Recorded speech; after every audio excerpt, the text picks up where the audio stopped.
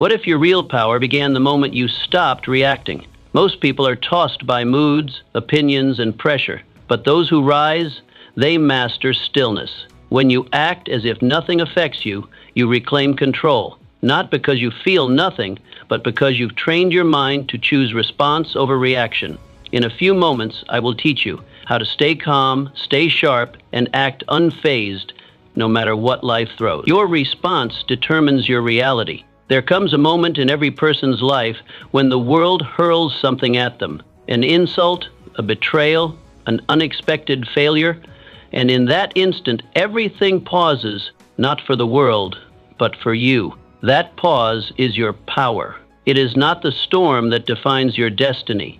It is the stillness with which you face it. You've been told to be strong, to be bold, to fight, but what if the greatest strength was not to react at all? Not in rage, not in fear, but in quiet confidence. The person who can remain still in the storm is the person the storm begins to fear. People often assume they must react to maintain control. But the truth is, reaction gives control away. You must learn the sacred art of silence, not from weakness, but from wisdom. If your emotions can be triggered like a lever, then your power belongs to someone else. You become their puppet. But when you learn to hold your composure, when your heartbeat is the same in losses and triumph, you have risen above them. You no longer play the game, they follow your moves. How do you begin to practice this? Start with observation. Instead of reacting, witness. Let others shout. Let the world judge. Let the failures come. Sit with them. Feel your discomfort and decide, not based on anger, but on values. Response is not suppression, it is choice. The more often you choose not to react impulsively, the more your spirit strengthens its armor. This is how resilience is built, not in dramatic victories, but in quiet decisions. Imagine this: someone mocks your work. Instead of defending yourself, you smile, offer no justification, and keep building. They may expect a fight, but you give them silence. That silence, that unnerved stillness, it's not emptiness. It's power. Your calm becomes their confusion, and your discipline becomes your victory. Now ask yourself, when was the last time you reacted and later regretted it? How many times have you wished you had paused just 5 seconds longer? What if those 5 seconds could change your destiny? Your greatness begins when you no longer hand over the remote control of your emotions. Be as a mountain, not because nothing happens around it, but because nothing shakes its core. Don't be a slave to emotion. A person governed by their feelings is like a ship with a broken rudder. They move, yes, but only where the waves push them. They smile when praised and crumble when criticized. And yet, within you exists the ability to steer. You were not meant to drift, you were meant to direct. It is natural to feel, but it is fatal to be led by feeling. Consider the fire within. It is beautiful when controlled, destructive when your anger, your sadness, your excitement, they are messengers, not masters. When you allow every emotion to dictate your next step, you walk not with intention, but with instability. What is the alternative? Mastery, discipline, emotional sovereignty. You begin by labeling the emotion, not becoming it. This is frustration, this is fear. You name it, you tame it. And then you decide, does this emotion serve the mission? There will be moments when insult strikes or unfairness rages against your soul. You will want to lash back, but remember, the one who controls the tempo controls the room. Speak only when your words can build. Act only when your action strengthens your cause. Think of this. You walk into a room. Someone raises their voice. Eyes turn to you. Do you match their pitch or do you lower yours? The latter carries greater power because calm is command. The person who keeps their tone, their pace, their grace, that person owns the space. Ask yourself, have I been reacting or responding? Have I let temporary emotions sabotage permanent goals? What if you could reprogram your mind to see offense not as a wound, but as a window into their insecurity, a chance to rise, not fall? You were not born to be ruled by emotion. You were born to rule over it, not to suppress, but to steer. And in that act, you transform. The armor of purpose. When you are anchored by purpose, the winds of opinion cannot move you. You may be misunderstood, even mocked. But you do not waver. Why? Because you know where you are going. A person without direction is vulnerable to every distraction, but a person with purpose is invincible. Too often, people chase approval. They dress for it, speak for it, even abandon dreams for it. But approval is a moving target. It will exhaust you. Instead, fix your compass on something higher. Not applause, not likes, legacy. The one who lives for purpose learns not to flinch at noise. Here is the key. When you walk into the day, ask, what am I here to build today? That simple question turns every slight into silence. You become a builder. And builders do not abandon the site because someone laughed at the foundation. They keep laying bricks. You must learn to silence the world by mastering your work. The louder your creation, the less you must speak. Let your life become so rooted in purpose that no outside drama can uproot you. Picture this. You're writing a book, crafting a vision, working your trade. Someone throws words, doubt, sarcasm, envy. Do you drop the pen and engage in battle? Or do you keep writing, calm, composed, unstoppable? The second choice is greatness. Pause now. Look at your day. Is it aligned with your mission? Or are you adjusting your path to appease others? The deeper your mission, the quieter your mind. And you must ask, am I living by purpose or by pressure? One will lift you, the other will crush you. Calm is the highest currency. There exists a form of wealth that surpasses gold, outlasts empires, and cannot be deposited in any bank. It is the wealth of calm. The individual who moves through storms without losing composure holds a force mightier than legions. This kind of presence is not something you can purchase. You must embody it. You must live it, train for it, earn it. What makes calm so formidable? It is the one thing that cannot be forged. A loud voice can be mimicked, a smile can be painted on. But calm, true calm, cannot be imitated. It is forged in the fire of experience. It is won by walking through adversity without letting it steal your center. It is not an act, it is a result. The person who has battled within and emerged grounded possesses a quiet authority no noise can shake. Think of calm as a rare currency. Use it with discernment. When someone insults you, when chaos erupts, when the unexpected shakes your plans, do not spend your calm recklessly. Hold it like treasure. Refuse to trade it for the cheap thrills of reaction. Preserve it, nurture it, allow it to mature. Calm, when invested wisely, becomes the foundation of influence, clarity, and endurance. Habits cultivate calm. Wake before the noise of the world begins. Breathe with depth and purpose. Walk beneath the open sky. Read words that stretch your mind. Reflect before the day demands your attention. Speak only when your words are needed. Listen not just to respond, but to understand. Choose your companions with care. Choose your companions with those who lift your thinking, not those who drain your life. A structured life invites an anchored soul, and an anchored soul does not sway with every wave. Picture two individuals confronted by a violent storm. One yells at the clouds, fists clenched, heart racing. The other calmly builds a refuge, using the wind's pressure to secure their shelter. Who emerges stronger? Who leads when the sky clears?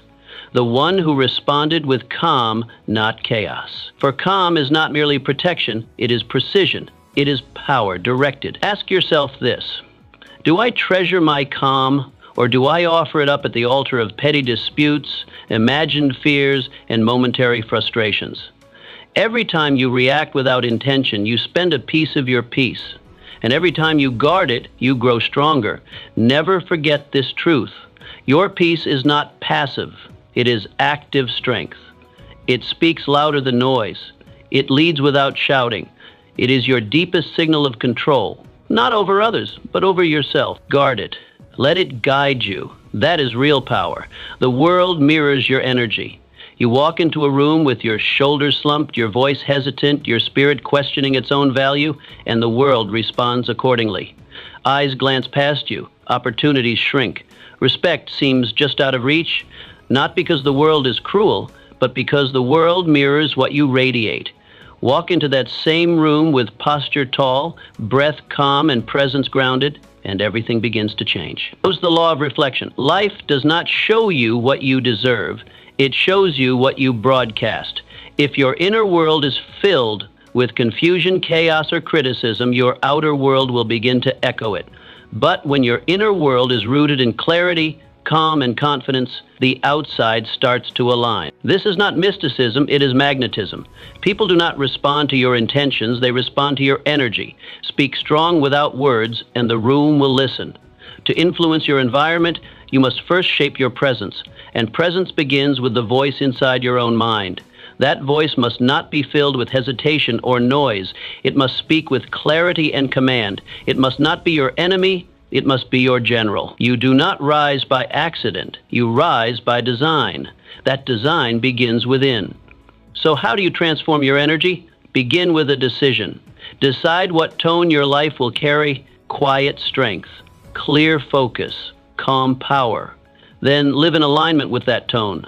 Dress with dignity, walk with deliberation, speak with meaning, protect your attention, move as if your moments are sacred, because they are. Let your daily actions reflect your inner commitment. Picture yourself stepping into a negotiation, a presentation, or even your own living room. If you carry the energy of fear or doubt, it will be felt before any word leaves your mouth. But if you arrive with self-command and quiet certainty, you shift the entire dynamic. Confidence is not loud, it is composed. Ask yourself, what signal do I broadcast? Do I radiate fear or assurance, confusion or clarity? The world does not just hear your words, it reads your presence. Your presence is a frequency. It teaches people how to respond to you, how to value you, and how to treat you. Remember, you are always teaching others how to treat you, not by demanding it, but by demonstrating it. Your presence is your curriculum. Make it powerful. Make it intentional. Make it reflect not who you've been, but who you've decided to become. Power begins where ego ends. Ego is the loud voice in your head that demands recognition. It whispers in frustration, "They shouldn't treat me like that. They don't understand my value." It stirs restlessness within you, making every word from others feel like a challenge, every slight a war to win. But power, true power, does not bark or boast. Power whispers, "Let them talk. I am too focused to notice." The most dangerous threat to your growth is not failure, it is offense. Offense hijacks your attention. It tempts you to pause your mission so you can argue, explain, prove, defend. But every moment spent defending your image is a moment stolen from building your destiny. A person who wears pride on their sleeve becomes a prisoner to their feelings. They are not free. They are tethered, always reacting, never building. You must be careful with your pride. Not because pride is evil, but because it is expensive. It charges you the price of progress. Imagine pausing a masterpiece mid-brushstroke to argue with a passerby who doubts your talent. Foolish, isn't it? Yet that's what happens every time you interrupt your work to protect your ego. Pride demands to be heard. Purpose demands to be served. Begin with this truth. You are not your title. You are not your applause. You are not your critics. You are not even your past wins. You are the work, the vision, the process. You are the hours, the effort, the consistency. You are the person who shows up, rain or shine, building something that outlasts words. How does this change your life? It frees you. When someone underestimates you, you don't waste energy trying to make them see. You let your results speak. You don't prove yourself through reactions. You prove yourself through outcomes. Offense is a detour. Production is the highway. Stay on the path. Picture this. You're in a workshop. You suggest an idea. A colleague mocks it or ignores it. The old self may feel the sting. The ego may rise. But the powerful self smiles, not because it agrees, but because it knows that silence is often strategy. You keep your hands busy. You return later with results that shift the room, not by force, by proof. Ask yourself, am I more committed to being seen as right or to becoming truly effective? Would I rather spend my energy defending my pride or building something undeniable? Because here is the truth. People forget arguments. They remember achievement. The person who becomes unstoppable is not the one constantly seeking validation. It is the one who validates their vision with action. They move in silence. They build without broadcast. And when the work is done, they let the results echo. Your power is not found in how loudly you defend your ego. It is found in how quietly you put it aside to pick up the hammer and build. Build with focus. Build with patience. Build so well that your work becomes your voice. This is how you outgrow offense. This is how you rise above noise. This is how you lead without saying a word. Drop the ego. Pick up the mission. Silence is strategy. Words have power, yes, but silence is nuclear. It is the force most misunderstood, most underused, and most feared. People rush to fill silence with noise. They fear being misunderstood, underestimated, or forgotten. So they speak quickly, defend frequently, and explain endlessly. But those who master silence, they do not run from it. They wield it.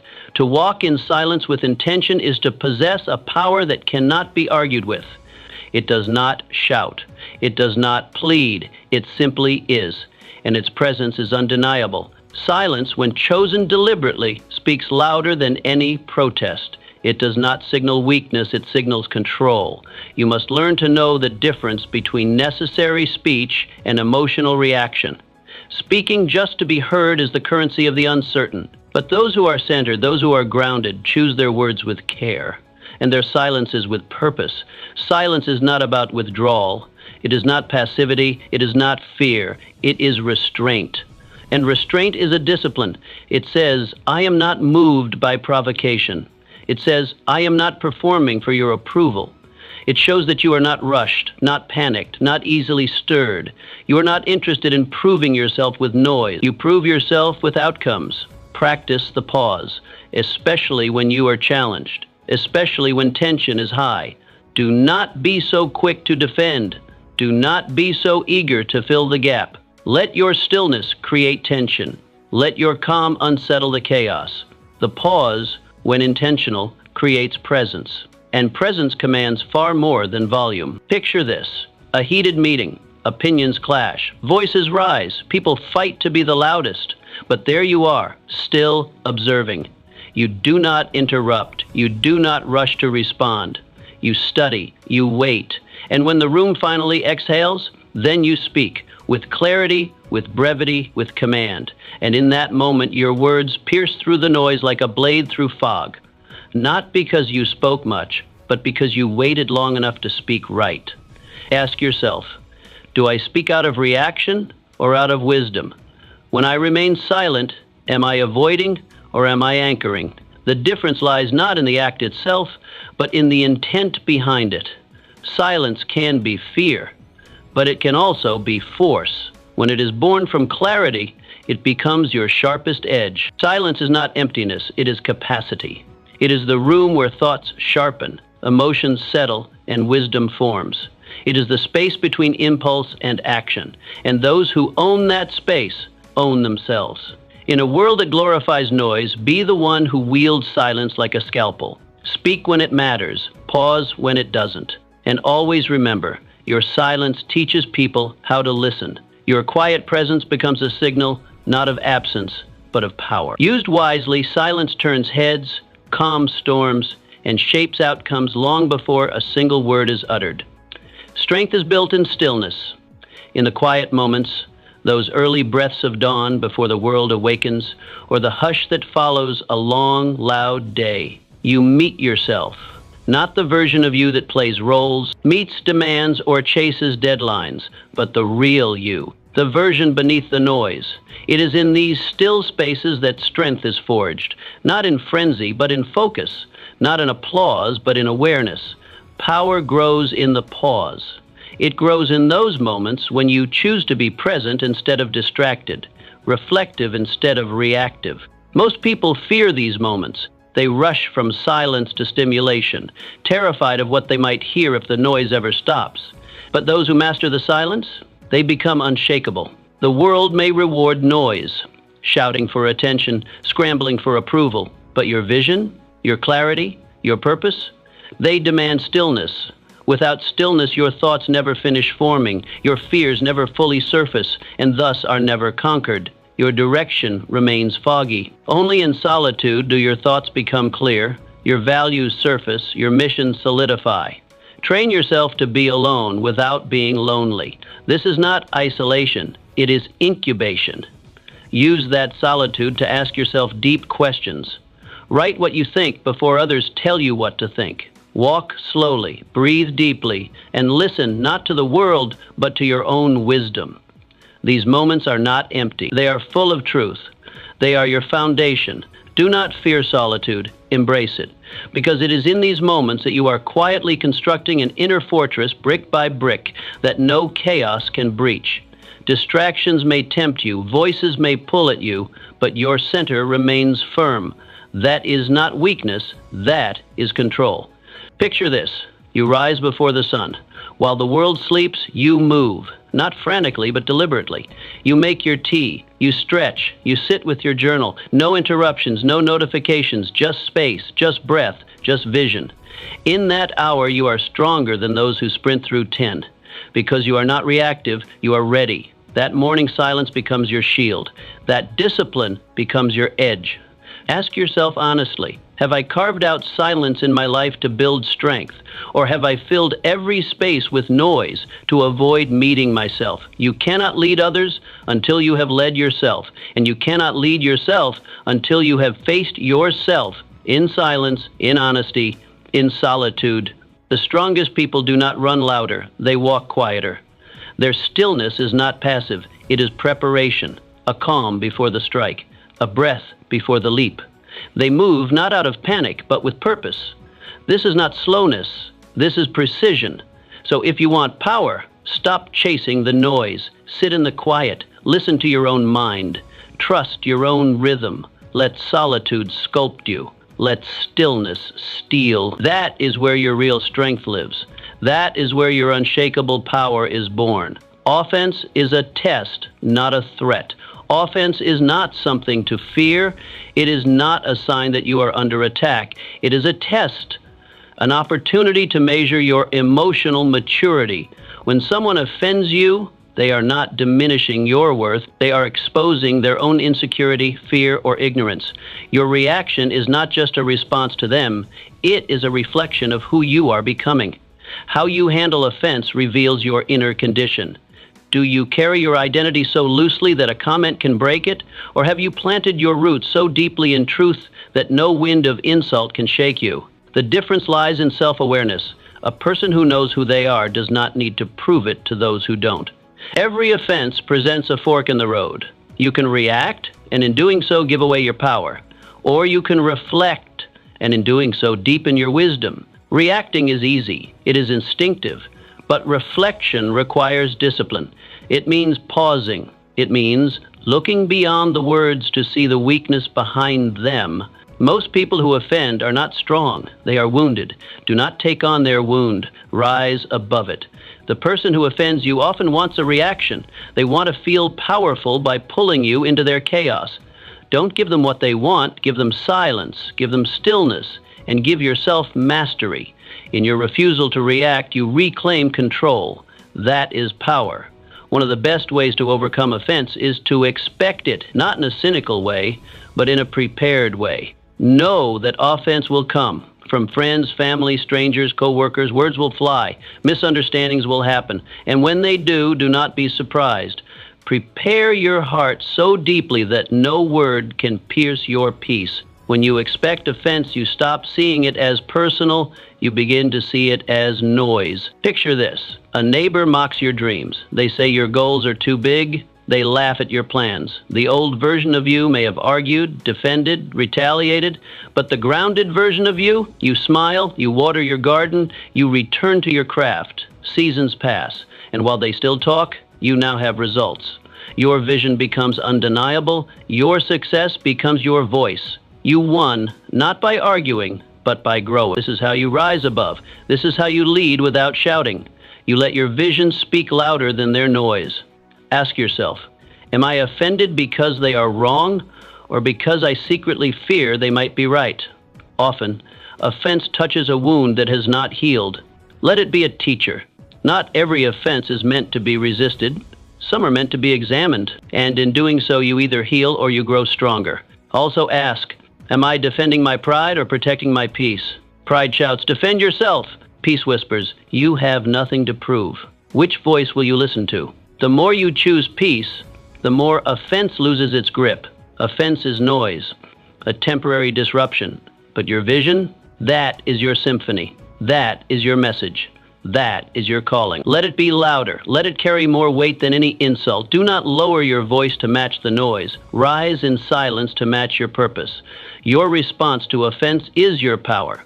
Not because you win arguments, but because you walk away from them with your energy intact. You protect your time, your focus, your emotional clarity. That is real victory. The garden grows best not where weeds are fought, but where they are ignored and replaced with cultivation. Offense is inevitable, but being offended is a choice. Choose growth, choose silence, choose peace, and let your life become the loudest answer of all. Every reaction costs you energy. Every reaction is a withdrawal from your energy account. And just like with money, if you spend recklessly, you will find yourself depleted, not financially, but emotionally, spiritually, mentally.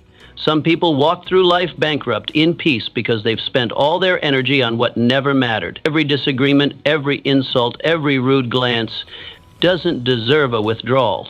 But many people make the mistake of reacting to everything. They chase every rumor, argue every opinion, and answer every doubter. In doing so, they exhaust their soul.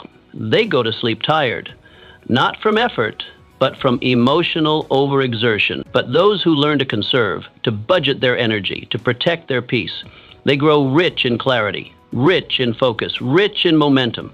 When you redirect your energy from reaction to creation, you stop chasing distractions and start building destiny. You must begin to budget your attention like currency. Ask yourself before reacting, is this worth the investment? Does this comment build me or drain me? Will this argument move me closer to my vision or sidetrack me? Every reaction costs you something. Wisdom is learning to calculate the price before you pay it. Think of your energy as fire. Fire can warm a home, cook a meal, or forge steel. But if you scatter it across matches thrown by others, it burns nothing but your patience. So when someone tosses a spark, an insult, a slight, a provocation, you decide, will I waste my fire on this, or will I preserve it to fuel my mission? Imagine, you're on the brink of something significant, a promotion, a launch, a life shift. You're preparing with intention, stacking your focus like bricks. Suddenly, a critic appears. Their words sting, their doubts echo. But instead of reacting, you inhale, you say nothing, you return to your work. That silence becomes your strength. That unbroken focus becomes your breakthrough.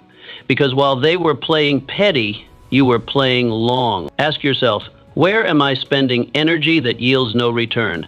Who gets more of my emotional space than they've earned? What patterns in my life drain me repeatedly? Identify them. Not to blame, but to budget. Your reaction should serve your purpose, not your pride, not your wounds, not your need to be right. Purpose. Anything less is emotional leakage. Understand, conservation is not cowardice. It is capacity management. It means choosing where your focus goes, what receives your attention, and who earns your presence. You cannot lead your life forward if you're busy defending it backward. There is great power in restraint. Not every battle deserves your blade. Not every insult merits your breath. Some things must be met with your silence, not your spirit. Your stillness, not your storm. You build emotional wealth the same way you build financial wealth, through discipline, through intention, through conscious investment. Each moment you refrain from reacting, you save a portion of your peace. Each time you hold your ground instead of your tongue, you fortify your future. Master this, the art of energetic conservation, and you will find yourself operating from fullness, not fatigue. From strategy, not survival, because the person who learns to govern their reactions is no longer a puppet to emotion, but a master of direction. They are driven, not dragged, steady, not scattered, focused, not flustered. Your energy is your most valuable currency. Spend it like it matters, because it does. And when you do, you will find a wealth of peace, power, and purpose that no critic, no insult, no distraction can ever touch. That is what it means to become limitless. You are the cause, not the effect. Most people drift through life like leaves caught in the wind, bending here, twisting there, tossed by circumstances, never quite landing with intention. They are pulled by opinions, shaped by moods, and pushed around by the energy of others. But you were never meant to be carried like that. You are not a leaf, you are the tree. You are not the result, you are the cause. Every time you react without intention, you give away authorship of your life. You become a character in someone else's script instead of the author of your own. But here's the truth. Your thoughts are the pen. Your choices are the ink. Your days are the pages. Every moment is a chance to write a new sentence. You don't wait for permission to shape your life. You pick up the pen and begin. This means real, radical, consistent ownership. Not just when things go smoothly, but especially when they don't. It is easy to say, they made me upset, they made me stressed, but pause and think, did they make you, or did you hand them the power? No one can create your emotional state without your cooperation. When you decide to own your responses, your energy, your focus, your emotions, you stop being a reactor. You start becoming a creator. Ownership is not about control over external events. It is about mastery over your internal world. Because the real battlefield is not out there, it is within. If you win inside, you win everywhere. Picture this. You walk into a room buzzing with tension. People are agitated. Anxiety hangs in the air. Most absorb that energy and mirror it. But you choose differently. You bring calm into the storm. You slow your breath. You ground your presence. You speak when needed, not to control, but to clarify. The room begins to shift. Not because you forced it, but because you anchored it. That's not arrogance. That's alignment. That's ownership. You don't wait for the world to be peaceful to feel peace. You bring peace. You don't wait for opportunities, you create them. You don't wait for the right mood. You generate the energy. This is the difference between waiting for life to hand you a script and realizing you are the one writing it. Ask yourself, am I waiting for life to calm down so I can feel okay? Am I willing to create stillness within, no matter what surrounds me? Do I spend more time reacting to the world or creating something greater than it? You are not a passenger in your own story. You are the driver. You set the destination. You choose the speed. You decide when to rest and when to accelerate. And yes, the road may twist. Winds may howl. Obstacles may rise. But the road always bends to the will of the one holding the wheel with strength and stillness. It starts with daily choices, not grand declarations, but small consistencies, waking with intention, responding with patience, acting with clarity, speaking with integrity, choosing creation over complaint. When the world pushes, you don't push back blindly. You pause, you realign, you act with vision, not with vengeance. Every day is a blank page. Don't let old habits, noisy opinions, or emotional reflexes write your story for you. Pick up the pen. Hold it with purpose. Create sentences that honor your mission, not your moods. Direct your energy like an architect laying bricks, carefully, patiently, with an eye toward what you are building, not what you are reacting to. To be the cause, not the effect. This is the path of power. Not loud power, not forceful power, but the quiet, unshakable power of someone who knows they are creating their life from the inside out. Own it. Write it. Live it. Consistency builds confidence. The loudest people are often the most uncertain. They shout not from strength, but from insecurity. They fill the air with words to mask the silence inside, because silence requires self-assurance, and when confidence is missing, noise becomes a substitute. But true confidence doesn't beg to be seen. It walks into a room steady and grounded and doesn't need to say a word. This kind of self-belief doesn't arrive in a single moment of glory. It is not born from applause, nor is it sustained by attention. It is built in the quiet, in the unseen. It is forged in the repetition of showing up again and again, when no one is watching, when there is no fanfare. You do not become confident by being celebrated. You become confident by being consistent. Confidence begins the moment you decide to honor your word to yourself. Every time you set a standard and meet it, you place a brick in your foundation. Every morning you rise early when you said you would. Every time you practice your craft, even when motivation is low. Every time you choose discipline over comfort, you build trust, not with the world, with yourself. And that trust, it becomes your power. The more you follow through, the more your inner voice begins to believe in you. Your mind says, yes, we are that person. We show up, we follow through, we are becoming who we said we would be. And that kind of confidence can't be faked. It doesn't need validation. It doesn't need to prove anything. It simply is. So when criticism comes, and it will, you do not flinch. You don't crumble because someone disapproves or doubts. Why? Because your identity does not live in their words. It lives in your work. It lives in the early mornings, in the focused nights, in the repetition, in the effort.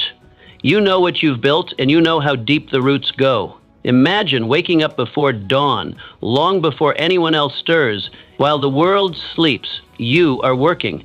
Not for applause, but for progress. You're practicing, refining, building. Brick by brick, you construct a foundation too deep to be shaken. So when someone later mocks, questions, or ridicules you, their voice does not touch you because you've done the work. And the work is your shield. Confidence is not a gift handed down from the heavens. It is not reserved for the lucky or the loud. It is a muscle. And like any muscle, it grows through repetition, through effort, through showing up. Ask yourself, have I truly shown up for myself? Not once, not when it was easy, but daily. Have I followed through when no one clapped, when no one noticed? Have I kept the promises I made to myself, or have I waited for motivation, for permission, for applause? The truth is this: motivation is fleeting. Applause is rare. Permission is a myth. But action? Action is always available. The more you act with integrity, not to impress others, but to align with your highest self, the more unshakable you become. True confidence is not volume, it is presence. It is walking into a room and needing nothing. It is standing firm when challenged, not because you're trying to win, but because you've already won within. It is not in the shouting, it is in the showing. So keep showing up, quietly, consistently, faithfully.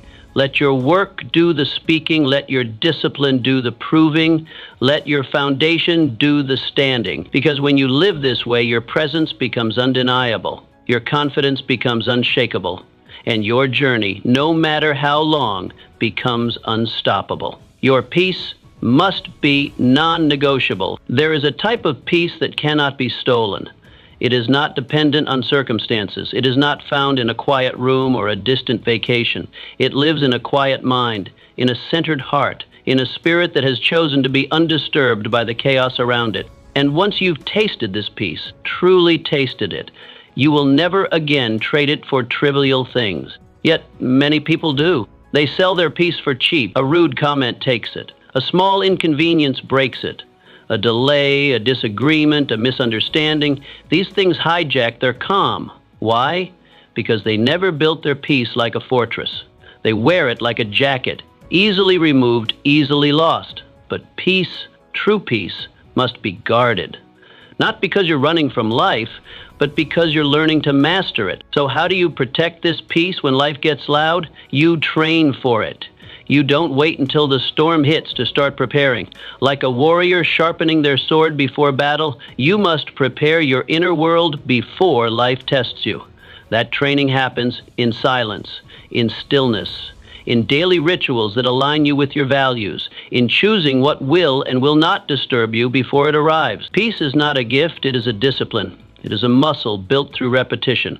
You build it by meditating, by praying, by journaling, by deciding that today, no matter what comes, you will not let the external dictate the internal. You are the gatekeeper of your emotions, and your gates must not swing open for every passerby. When you value peace, your decisions change.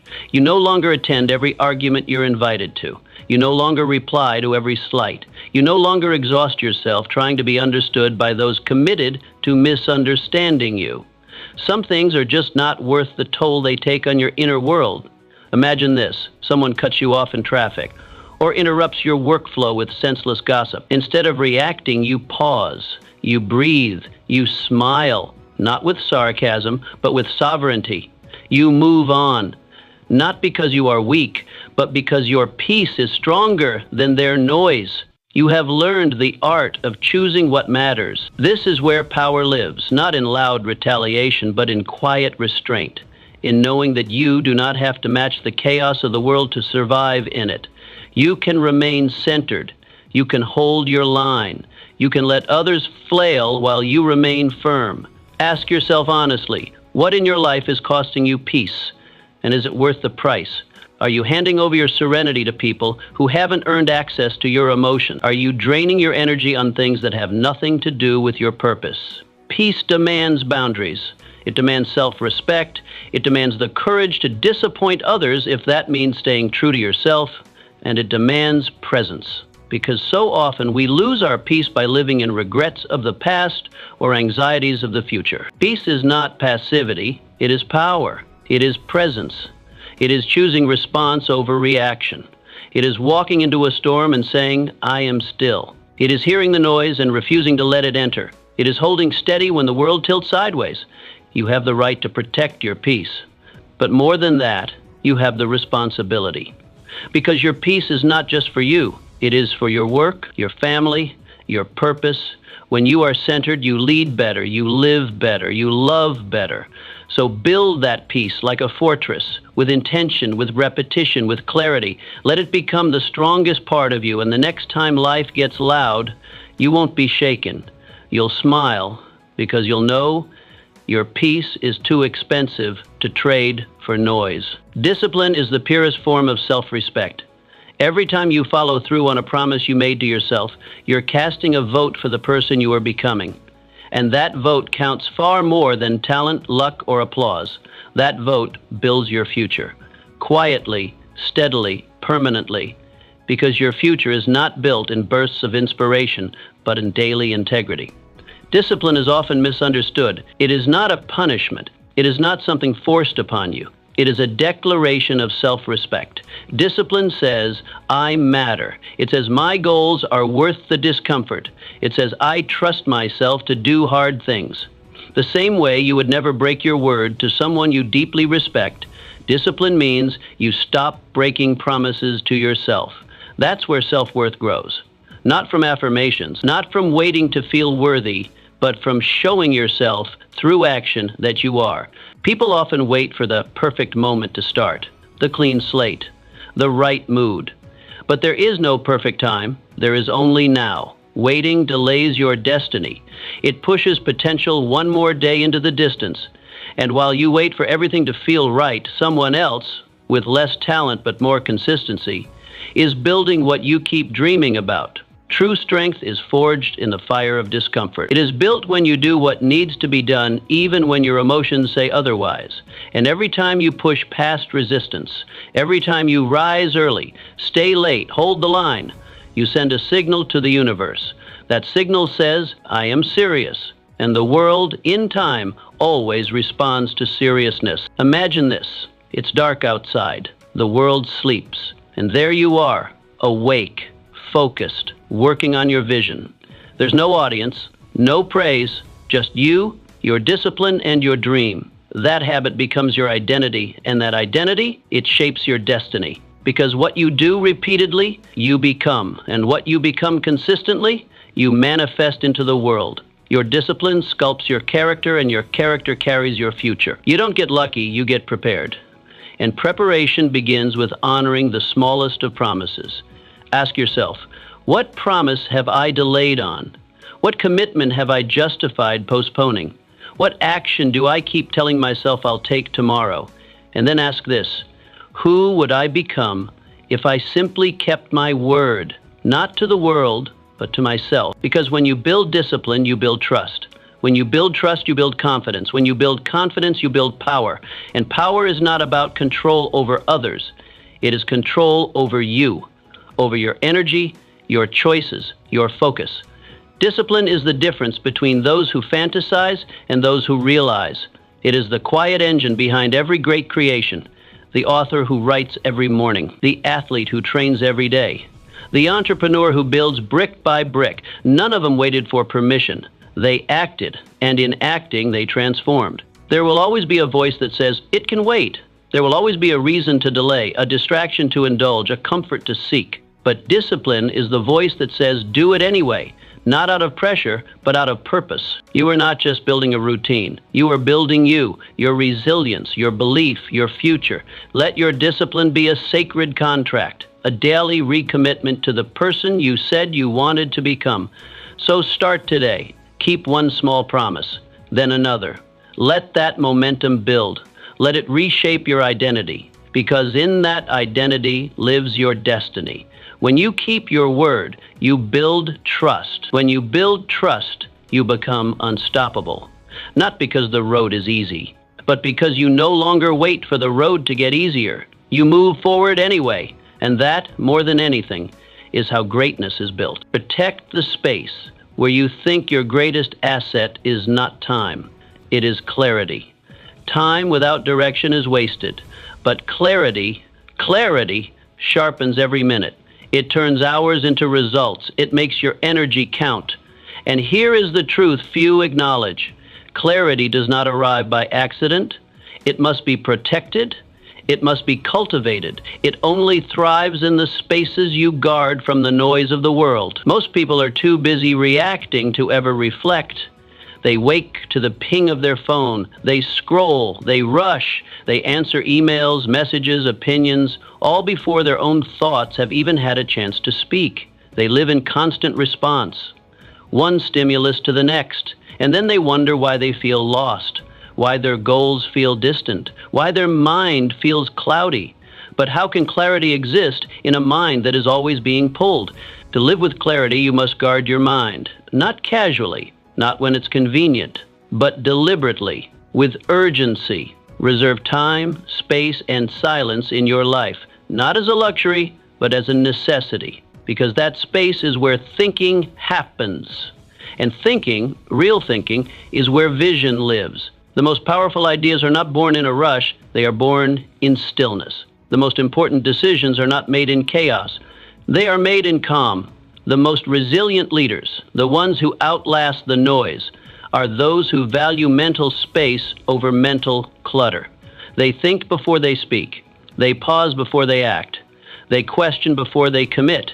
And that pause, that space, that is their edge. Start with structure. Don't wait to find time to think. Build it, schedule it, prioritize it. Thinking time is not wasted time. It is the source of your strategy, your self-awareness, your sanity. Walk without your phone, write in a notebook, sit in solitude, step away from the crowd, not because you dislike people, but because you value your mind more. Imagine this, 1 hour a day, no notifications, no multitasking, just you, a journal, and your thoughts. You review your progress. You ask yourself tough questions. Where am I going? What's working? What's noise? You refine your vision. You adjust your course. That single hour becomes your advantage in a distracted world. That hour creates clarity. And clarity does something powerful. It simplifies. It silences the unimportant. It makes the next step obvious. It gives you the strength to say no without guilt and the courage to say yes with conviction. It makes your path visible and your purpose personal. Ask yourself, do I protect time to think or only time to react? Am I building a life by design or drifting through life by default? When was the last time I sat with my own mind uninterrupted and asked it what it truly wants? If your answer is vague, if your calendar is full but your mind is not clear, it is time to reset. Because clarity is not a bonus, it is the foundation of everything that matters. Your business, your relationships, your health, your happiness, they are all downstream from the clarity of your thoughts. So make your thinking space sacred. Guard it like your future depends on it, because it does. Do not wait for the world to slow down. Do not expect your best thoughts to survive the noise. Create the stillness, demand the space. Protect your clarity like you would protect your most valuable asset, because that's what it is. When you master clarity, you master your direction. When you master your direction, you master your days. And when you master your days, you master your life. When you detach, you decide. Freedom begins the moment you detach. Not from people, not from life, but from need. the need for validation, the need for applause, the need for approval, the need to be understood by everyone. Because when you stop needing, you start choosing. And in that choice, you reclaim the steering wheel of your life. Too often, we tie our emotions to outcomes we cannot control. Someone's opinion shifts our mood. A closed door diminishes our sense of worth. A lack of response feels like rejection. But all of these are illusions rooted in attachment. When you detach, you don't stop caring, you start leading. You start moving from intention, not reaction. You begin to ask, does this align with my mission? And if it doesn't, you let it pass without losing your peace. Detachment is not coldness, it is not avoidance, it is not indifference, it is clarity. It is the inner knowing that you are whole, regardless of external response. It is the discipline of staying rooted in your purpose, even when the crowd turns away. Picture walking into a room full of critics. Their faces are unmoved, their eyes are skeptical. But you walk tall. Why? Because you didn't come for them. You came for your mission. You came to deliver, not to be decorated. That's detachment in motion, a fierce presence rooted not in praise, but in purpose. Begin small. The next time things don't go your way, pause. Don't spiral. Don't rush to blame. Don't ask, why me? Instead, ask, what now? That one question shifts your state. It moves you from victimhood into vision, from emotion into execution. Imagine your work is rejected, a proposal, a pitch, a creative idea turned down. The old self might spiral, might doubt, might shut down, but the detached self, the grounded self, it breathes, it reflects, it refines, and within days a better opportunity arises, one that would have been missed had you stayed buried in disappointment. That's the gift of detachment. It keeps you moving. Ask yourself, am I attached to outcomes or committed to progress? Do I only feel worthy when I win, or can I stay grounded in the process? Would I still show up if nobody clapped? True power is showing up for you, for your stand, for your calling. Detachment means you no longer need a green light from the world to proceed. You are the green light. You act not from need, but from clarity, not from fear, but from fullness. This shift rewires everything. Suddenly, rejection isn't personal, it's redirection. Criticism isn't an attack, it's feedback. And silence becomes space for you to hear your own voice more clearly. Detachment isn't apathy, it is mastery. It's not that you feel less, you actually feel more aligned. You become less reactive and more responsive. You don't jump into every fight. You don't chase every insult. You conserve your energy for what matters. It allows you to move through life with quiet authority. You stop chasing validation, and in that very moment, you become more magnetic. You stop begging for opportunity, and in that release, doors begin to open. Detachment gives you perspective, and perspective gives you peace. You begin to see that life is not always about control. It's about alignment, not about pleasing others, but about staying true to yourself. So build this habit step by step. Rehearse the pause. Practice the release.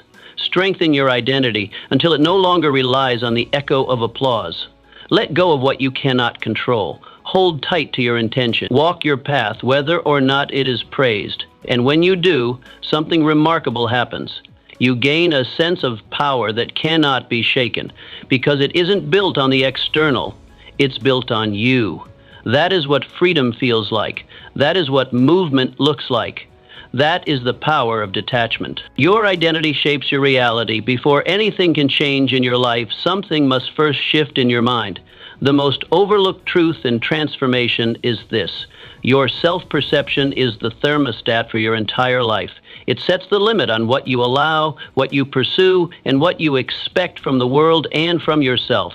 If you see yourself as ordinary, your actions will echo that belief. You will aim lower, speak softer, and settle quicker, not because you lack potential, but because you haven't adjusted the thermostat. On the other hand, when you begin to see yourself as someone worthy, someone capable, someone determined, everything shifts. Not because your environment changes, but because you do.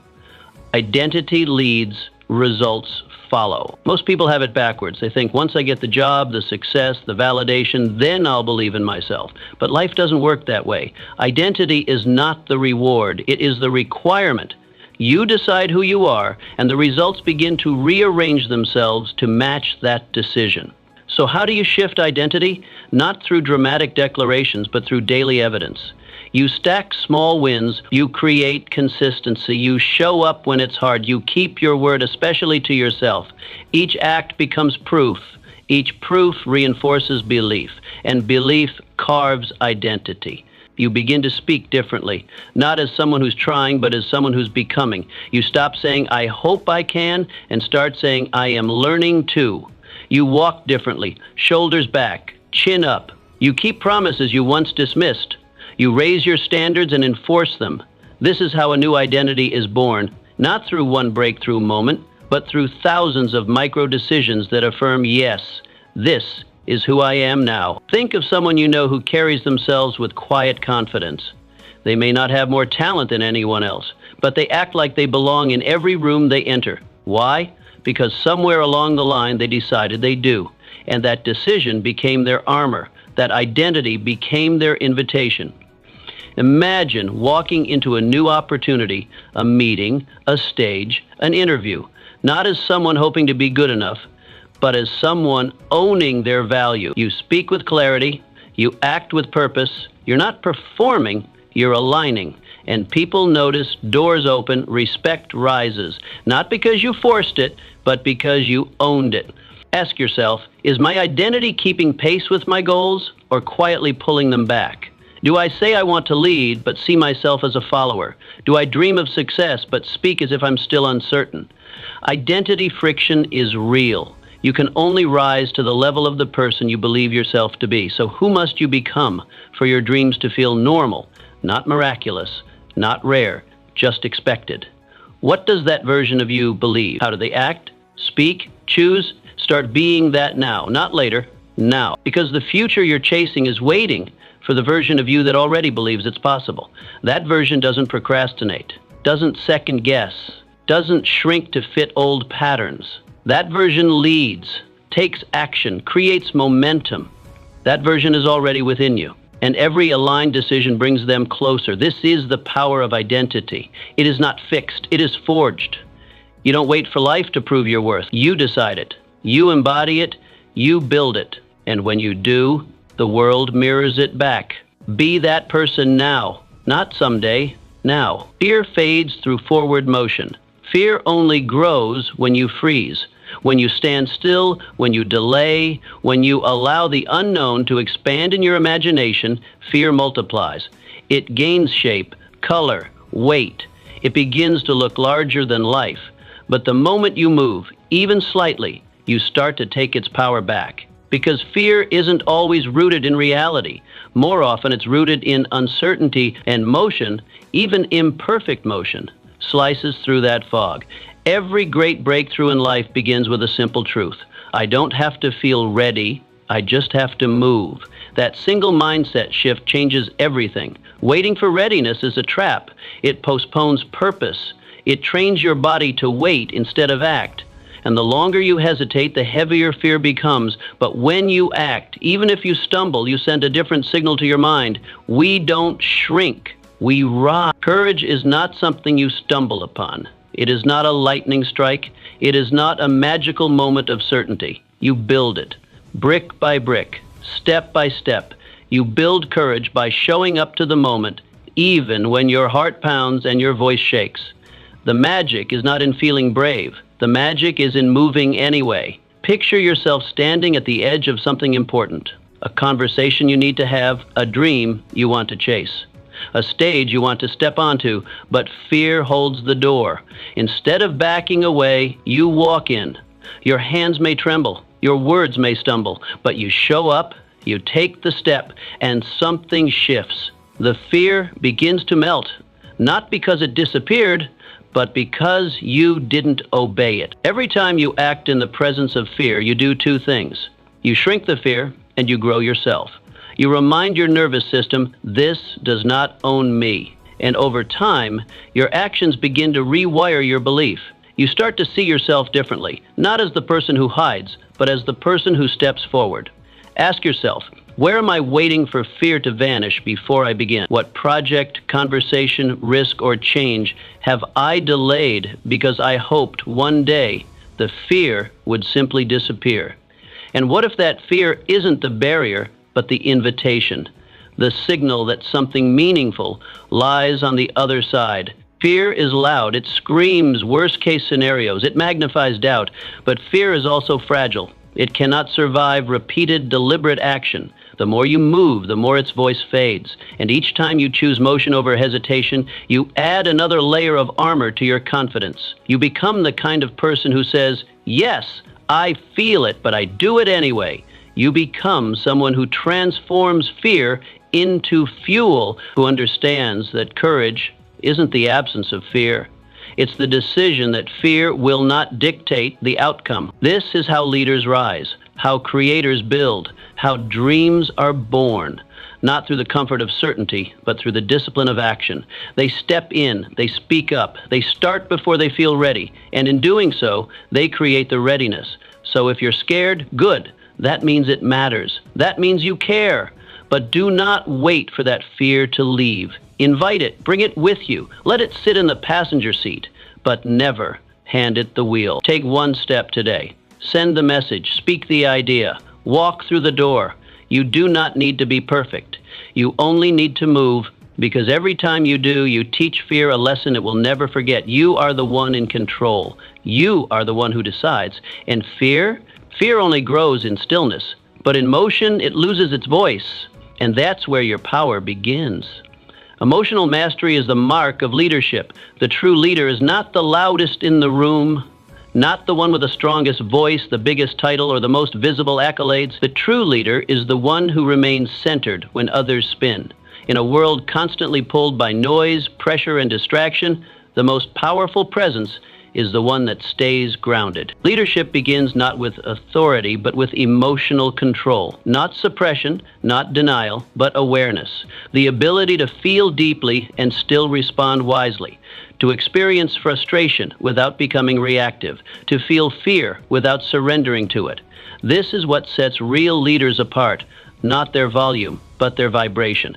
Most people follow whoever makes the most noise. But when crisis hits, they instinctively seek the one who is calm, the one who listens before speaking, the one who weighs their words and chooses direction over drama. That person commands attention without ever demanding it. And that person can be you. You do not need a title to lead. You don't need a corner office or a formal invitation. You need clarity, character, composure.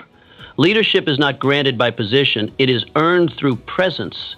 And presence begins with how you manage yourself. When frustration rises, you breathe. When chaos hits, you slow down. When emotions flare, you become the anchor. That steadiness becomes your influence. People begin to lean in, not because you shout, but because you don't. Your energy signals safety, and safety builds trust. Imagine yourself in a tense room. Voices are raised, emotions run high, accusations, blame, and noise fill the space. But you remain still. You observe, you listen, you speak with intent, not impulse.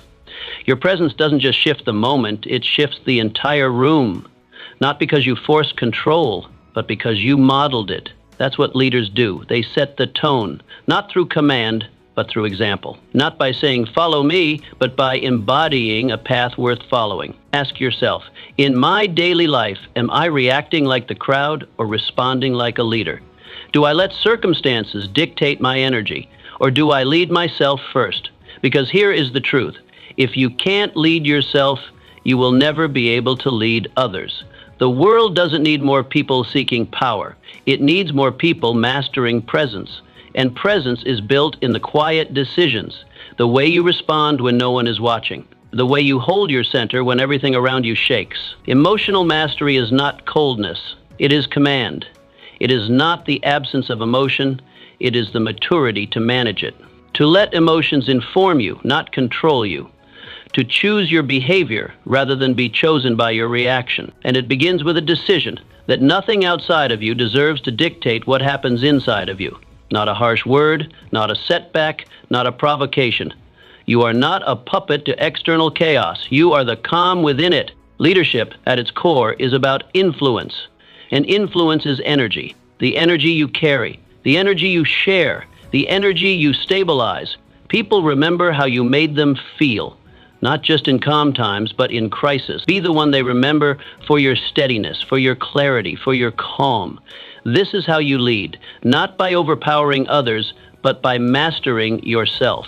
Not by trying to control every situation, but by controlling your response to it. That's where your true power lies. So choose today to lead, not someday, not when it's easy, not when others ask you to. Choose now, in every conversation, in every challenge, in every conflict. Show up with intention, with composure, with purpose, and you will begin to notice. People follow those who walk with calm, who speak with clarity, who respond with wisdom. And the more you practice this, the more your presence becomes undeniable. Because leadership isn't about being at the front. It's about being the foundation, the one who holds steady so others can rise. Be that, and you will lead, with or without the title. Resilience is remembering who you are. Life will test you, not once, but repeatedly. It will send waves of uncertainty, pain, and pressure, and just when you think you've caught your breath, another wave crashes in. You will fall, you will question, you will doubt, but resilience isn't about avoiding the storm. It's about remembering who you are when the storm hits. Most people forget, they shrink. They mistake their setbacks as identity. They define themselves by their lowest moment, their most public failure, or their most painful season. But your value isn't erased in failure. It is revealed in how you respond to it. The fall does not define you. The rise does. Resilience is not a one-time decision. It is a daily choice. It's the internal voice that says, yes, this is hard. Yes, this hurts, but I've been forged for this. I've been here before and I rose before. That is not bravado, that is identity. A deep-rooted understanding that you are not what happens to you. You are what you do after it happens. How do you build that kind of strength? You begin by remembering your past victory. You recall every battle you endured and overcame. You remind yourself of every morning you got out of bed when it would have been easier to stay down. You use your history as fuel, not as a cage. You don't relive it to stay stuck in it. You revisit it to remember your strength. Resilience grows when you change the story you tell yourself. Instead of saying, I failed, you say, I learned. Instead of saying, they left, you say, I made space for better. Instead of saying, this broke me, you say, this built me. These are not just words, they are anchors. They hold you steady when the wind picks up. Picture this: a goal falls through, a door closes, a rejection stings. Most collapse into the story of not enough.